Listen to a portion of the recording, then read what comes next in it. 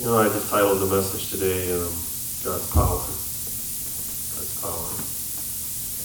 Because let's be honest, when we're physically hurting and full of sorrow and despair, don't think about much else.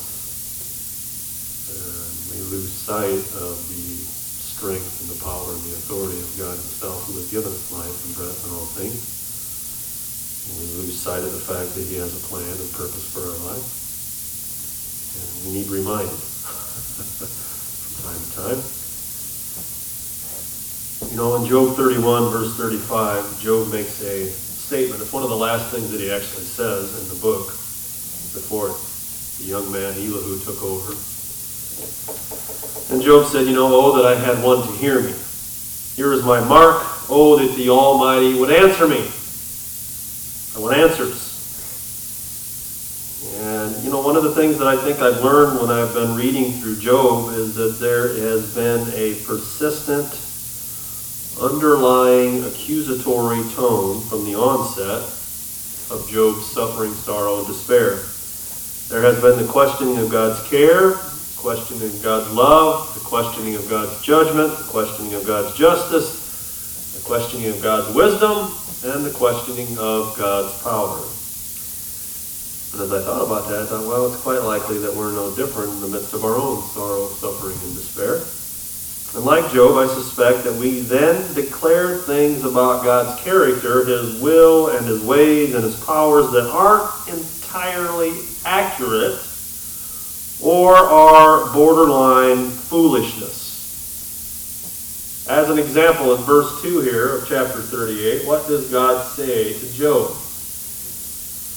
Who is this who what? Darkens counsel. You know what it is to darken something, right? To shroud it, to conceal it, so that it isn't completely visible. Well, what is it that Job is darkening? It is God's counsel. You are relaying in the face of what is going on unto three men and those that are around you a certain manner of counsel about my character, about my ways, about my wills, about my attributes, about my justice, about my wisdom. And people are listening to that as you counsel them. And unfortunately, what are you doing? You're concealing. You're shrouding what is actually accurate and true because you're overwrought with your suffering and your sorrow and your despair. Your emotions are overriding what it is that you know. And so the declarations that you're making aren't entirely helpful at all. So that's why he says, who is it that is darkening this counsel by words without knowledge? And when he says words without knowledge, it's not like Job lacks an understanding really of who God is. It's just that he lacks a proper understanding of the truth, right?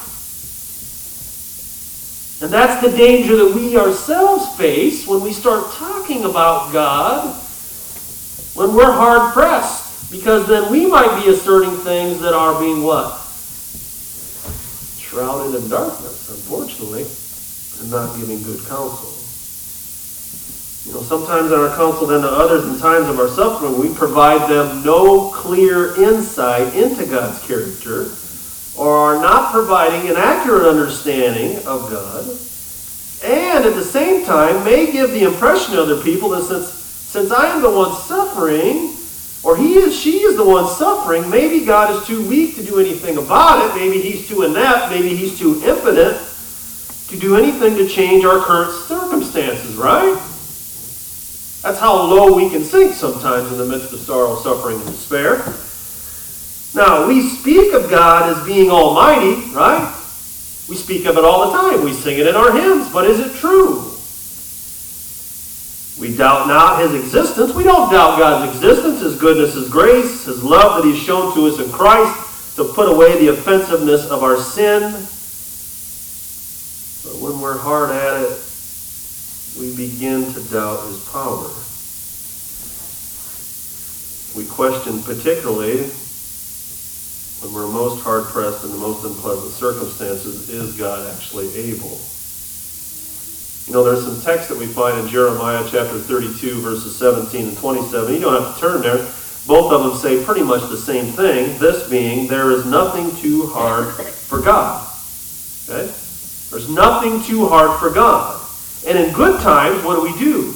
Well, we affirm the verse. We shout triumphantly. We put our hands in the air and say, that's absolutely right. Nothing is too hard for God. And yet, in the midst of the sorrow of mind and body, particularly when it's prolonged, we're not so fully convinced. We may even declare under our breath, maybe this is too hard for God. Especially when we don't see any light at the end of the tunnel. Right? And I suspect then maybe this is the reason that God moves Job away from the absurdity of some of the statements and directs his gaze instead to God's power and his authority. God's been silent long enough, and apparently he's heard quite enough from Job, right? There are times in our life that we probably said plenty, and God has so replied, not out of a whirlwind, but through the Word, or through a brother and sister in Christ, or through prayer time, or through conscience, or however it is that God may work in your life from time to time. He has responded. And he said, I've heard quite enough. And this is what you need to think about and ponder and contemplate. The interesting thing is when we come to worship, I think sometimes we come for ourselves, right? We have ourselves in view when we come to worship, but it's not necessarily helpful. It's not necessarily healthy. Because the reason that we come to worship is because of the one who's done a work in us.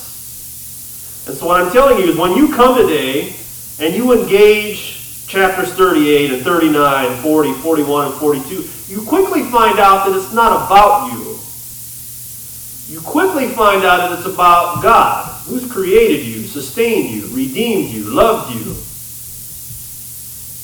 given you the gift of faith and grace. You know what I'm saying? So in other words, what I'm saying, these two particular chapters are all about God. They're all about his glory. They're all about his power. They're all about authority. And that's good because that helps you in the midst of what you're going through to yank that focus off yourself, if it's nothing more for 10 minutes, 15 minutes, or a half hour, and to say, look over here and look at me, because nothing is too impossible for me because of who I am. Because when all we're looking at is ourselves and our circumstances, our suffering and sorrow, it's pretty darn depressing. And it's very discouraging. And we lose quickly sight of the one who's given us life and has power and authority, right?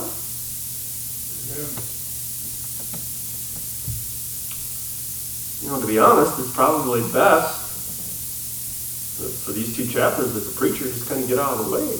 I feel like I'm actually in the way of the text. Because I feel like this doesn't really need any kind of interpretation. I don't feel like this needs explained. I think that when we've read through it already, we already know what God is stressing to us. In some sense, he's saying, you know what? I'm displaying to you power, unmatched power, unparalleled power. I feel like he's telling me, George, you need to get out of the way and let me speak to my people. You need to let them hear my voice. You need to let them consider my power and particularly my sovereignty. You just need to get out of the way. These people need to know who I am. Take the spotlight off yourself for just a moment and put it on me. All right? Now, when you do look at the text here in verse 4, and I'm only going to pull some select scriptures out. You'll notice in verse 4, once again, the first question that God asked Job is absolutely decimating. Because you remember all the charges that Job had made. I'm questioning this about God, and this, and this, and this, and this. And he starts out in verse 4 and said, well, where were you when I laid the foundations of the earth? Let's just get down to the nuts and bolts. Were you there when I spoke all things into existence? When I said, let there be light? When I divided light from light, right? When I made all the little sea creatures and this, that, where were you when I laid the foundations of the earth? How was a man supposed to respond to that? Now we know in Proverbs that wisdom was there, right? I'll read it to you. Proverbs chapter 8 declares to me that wisdom was right next to God, like a master craftsman. Proverbs chapter 8:22, the Lord possessed me at the beginning of his ways, before the works of old. I've been established from everlasting. From the beginning, before there was ever an earth, when there was no depths, I was brought forth. When there was no fountains abounding with water. Before the mountains were settled, before the hills, wisdom was brought forth. While as yet none of it was made, in the earth or the fields, the primal dust of the world. When he prepared the heavens, I was there. When he drew a circle on the face of the deep. When he established the clouds above. When he strengthened the fountains of the deep. When he assigned to the sea its limit. Its limit. So that the waters would not transgress his command. When he marked out the foundations of the earth, I was beside him as a master craftsman. And I was daily his delight, rejoicing always before him. But the interesting thing about it is if you read that and you read on, who's not there? Job. George. Insert your name here. Where were you, Job, when I laid the foundations of the earth? There's a Godhead, but there's no Job. We learn in the scriptures that Jesus was the means by which God brought all things into existence. We learn that the Spirit of God was hovering over the deep, right? So we know the Godhead was there. We know wisdom was present. When we believe that passage is really talking about Christ, was the wisdom of God. But we don't see any Job. That's to remind him who he is. You're not divine. You better be careful questioning me. You are a creature. I created you. I gave you life. I give you breath. I give you all things. You weren't there. Tell me if you have understanding. Please say something. You said you were going to respond to me. You told me earlier when you were listening to your friends that if God shows his face, I'm going to give him the business. So then tell me if you have understanding. Here's your shot. You respond, right? You shall answer me. That's what he says. Now he will when we get to chapter 40. He'll answer, not the answer he probably thought he was going to give. I'm not going to go there, but we'll get there. You will answer me. Verse 5, who determined its measurements? For surely you know. You act like you know exactly what I should do, how I should respond. Were you the one stretching the line upon the earth? The line means a measuring line. You know, like Vic and some of these guys that are super crafty, probably got some prints laid out of what they're going to make, how tall it's going to be, how long it's going to be, how deep it's going to be, what we're going to use for a type of wood, what kind of stain we're going to use. On and on and on it goes, right? We plan things out. And we're measuring like crazy. Measure twice, cut once, you know. Job, were you the guy doing that? Have you comprehended the breadth of the earth? Were you the one standing like a master craftsman? Did you have your blueprints all laid out of this great terrestrial ball in which we live on? And said, well, this is going to be here and that's going to be here? Obviously not. To what were the foundations fastened? Who laid its cornerstone? That's a good question, Job. Do you know that we live on a planet that just seems to be hanging out there? Now, we know the laws of gravity and all that stuff. That still doesn't explain everything, though, right? We theorize about everything as it pertains to the universe. Because we simply don't know. Even 4,500 years removed, we think, from this letter, we still don't hardly know much. So tell me, how was its foundations fastened? How's it hanging around? Because you don't know. You weren't there. That's what he's getting at. When the morning stars sang together and all the sons of God shouted for joy. That is I assume that's to speak of the angels. There's multiple references to the sons of God referring to angels. There was great jubilation on the part of the angels at What? At the creation of the world. Now, for whatever reason the jubilation is, I don't particularly know. I have some thoughts on it. But noticeably absent, God is getting to the point you weren't there because you're not divine. Verse 8, who shut in the sea with the doors? When it burst forth and issued from the womb. You ever think about that? The oceans are the way the oceans are. The sea is the way the sea is. The rivers are the way the rivers are because God designed them that way. Oh, we say, well, they breach their walls once in a while with floods. Well, sure. That's due to storms that God brings upon the earth. But he walled them in. Do you understand that? When you're on a lake and you see it so beautiful, that is God's handiwork. If you happen to be standing on a beach looking at the ocean, that's God's handiwork. He's walled it in. This far you come and no further. Man doesn't do that. Oh, we say, well, we got a little canal over there in Defiance. Man did that. We sure did. How long was that used? Yeah. Who designed them all? Me. God did. A little dirty, but nonetheless, man didn't do that. Verse 12, have you commanded the morning since your days began? Have you ever thought about this? This is the thing. We live in a day where it seems as though naturalism and evolution rule the day. The beauty of the sun coming in our south window, so many people say, oh, that's just nice and warm. Do you understand that it's God that made that? It's God that made that greater light to set in the skies, to which this old terrestrial ball circulates around on a circuit. Do you understand that when the dawn arises in the morning and you're looking out back and you start to see a little bit of color coming? Do you realize that's not happen chance? That's just not cyclic. It had a starting point. And God was the one that commanded it to come. And everything that you see around you ought to be a reminder of his work. Not just the rainbow in the sky. The dawn, the dusk, the light, the trees, the birds, the animals. You, created in his image. Man didn't do that. Job didn't do that.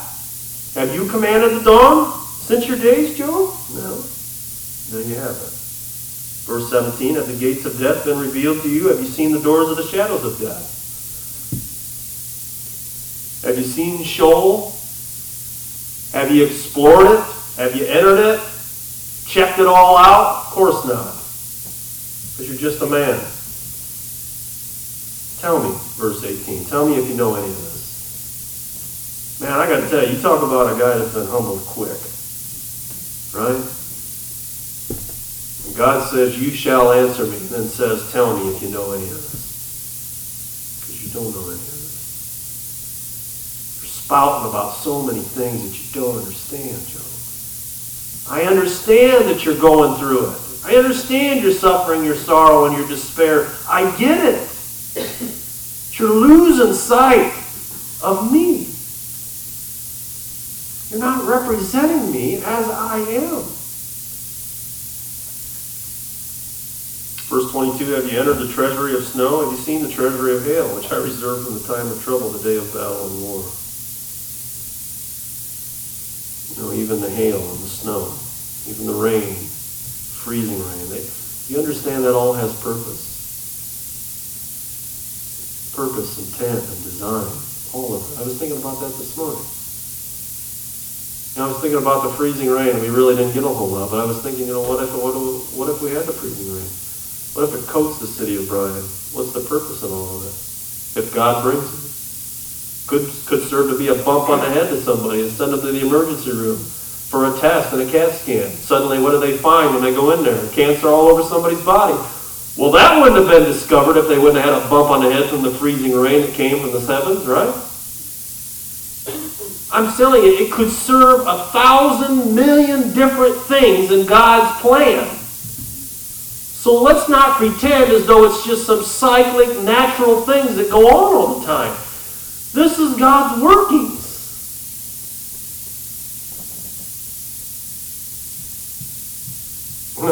here what he says in verse 31. Can you bind the cluster of the Clioties or loosen the belt of Orion?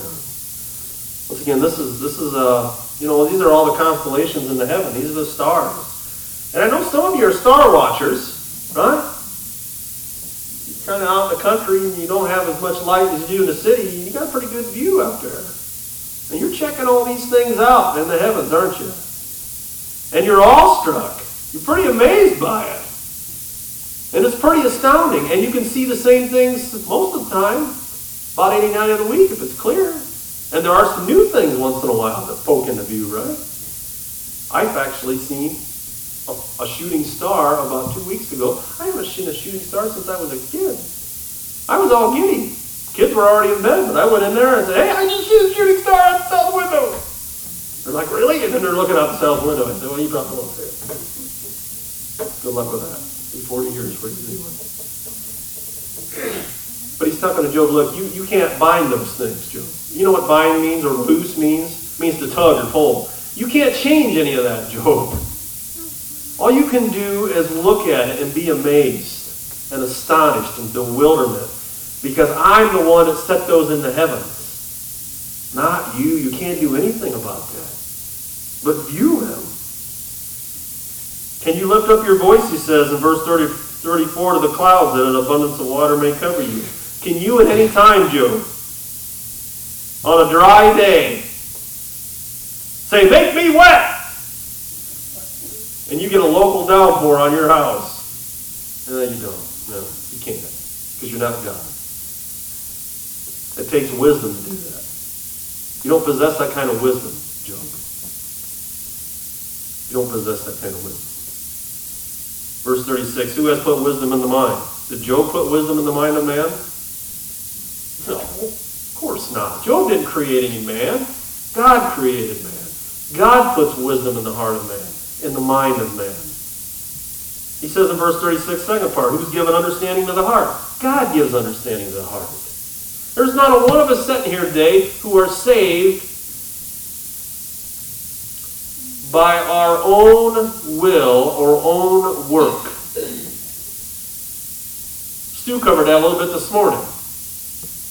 We didn't come to the understanding in our heart of our need of Christ and salvation on our own. God did that. Okay? It's God who gives understanding to the heart. Not me. Somebody said, well, wait a minute. I relayed the gospel. You certainly did, sir. Praise be to God that you carried out the work that you were supposed to do for His glory. But at the end of the day, my preaching and my teaching and anybody else's teaching and preaching and anybody else's witnessing and evangelism is dependent upon God giving understanding to the heart. End of story. Okay? Verse 37, who can number the clouds by wisdom? I can't. I can't see everything. I can just see a small part of Northwest Ohio over Brian. Who can pour out the bottles of heaven? I can't do that. Job can't do that. And then he moves into a bit of a different realm from verse 39 all the way through chapter 39, and I'm not going to read much in there. But it's just a stress to Job that, you know what, it's just not the physical creation itself, it's the animal kingdom too that I make provisions for, Job, and you don't do that. Oh, sure, you might feed a few things, but where did that stuff come from that you were able to feed those animals? Who gave you the success in the growing of those things so that you might feed those animals? Did you design the animals, Job? Did you sit down with your pen once again and scribe out all the details of every animal, every insect, every bird? You know, when I go to the Toledo Museum or Toledo Zoo and they have the museum that's open now, I love going to the second floor and that back corner where you can pull out the shells and they got all the little different bugs and eggs and animal skins and bones. Man, you name it, and you can touch it all. That is amazing to me. The uniqueness of God's handiwork and the design of the animal kingdom and all that goes with it. I'm astounded. There are thousands and thousands and hundreds of thousands of different things. And God did that. God gave them all birth, gave them all life. He equipped them with varying and unique abilities, didn't he?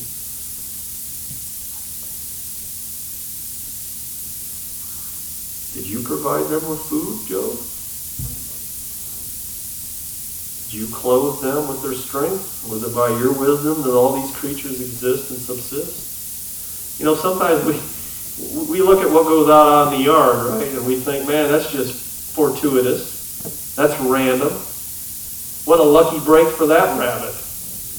What a lucky break for that. Oh, that wasn't so lucky. Do you understand that even in the animal kingdom, God has a purpose in everything that's going on? The lion catches exactly what God wants the lion to catch. The hyena tears apart exactly what the hyena is supposed to tear apart. Who gave it its food? Well, it was just naturalism. They're just great hunters. Well, at the end of the day, it's God that enabled them with the abilities, and it's God that gave them the food. We don't think about that stuff, right? We watch editorials on TV, and we say, wow, that's pretty astounding. And we forget the one who's behind it all. That is our tendency. You know, the animal kingdom produces awe and amazement and astonishment in all the little critters. But shouldn't it be more specific that it would create awe and amazement and wonder primarily as the object of God? Whether we go to the zoo, or we go on vacation, or we take a trip, or we take a hike, or we go for a drive, or we have a conversation with somebody, shouldn't the awe always be because this is what God has done? Because it all shows forth his wisdom and his glory. You see, sometimes in the midst of our sorrow, suffering, and despair, we are completely out of touch in regards to the power of the one who controls all things. Completely out of touch with his sovereignty. Doubting his mercy, doubting his love, doubting his justice, doubting his goodness, doubting what? His care, and so on it goes. And God's just trying to shake Job up and say, man, you got a wrong perspective, dude. You need to think about me. Know me. Understand me. Because in that, you'll better understand maybe what's going on. You'll better understand how to pray. You'll better understand how to endure. In regards to the one to whom nothing is impossible. All right, let's pray.